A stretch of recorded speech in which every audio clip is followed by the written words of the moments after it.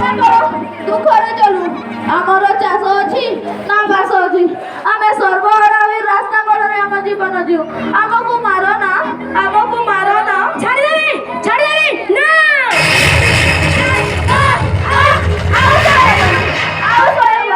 ଆମକୁ ମାର ନା ଆଉ ତମ ଜଙ୍ଗଲକୁ ଆମେ କେବେ ଆସିବୁ ନାହିଁ ଆମକୁ ମାର ନା। ଠିକ ଅଛି ତାହେଲେ ଶପଥ କର ଆଜି ଠାରୁ କେବେ ଗଛ କାଟିବ ନାହିଁ ଏବଂ ପ୍ରତିବର୍ଷ ବର୍ଷା ମାସରେ ପ୍ରାୟ 10 କୋଟି ଲେଖାଏଁ ଗଛ ଲଗାଇବ ଏବଂ ତାର ଯତ୍ନ ନେବ। ଶପଥ କର।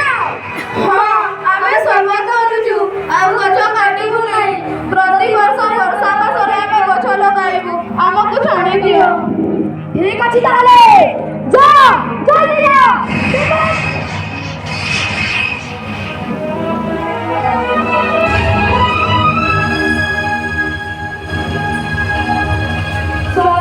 ଦେଖ ପୃଥିବୀର ଦେଶ ଗୁଡ଼ିକ ଆଜି ପରିବେଶ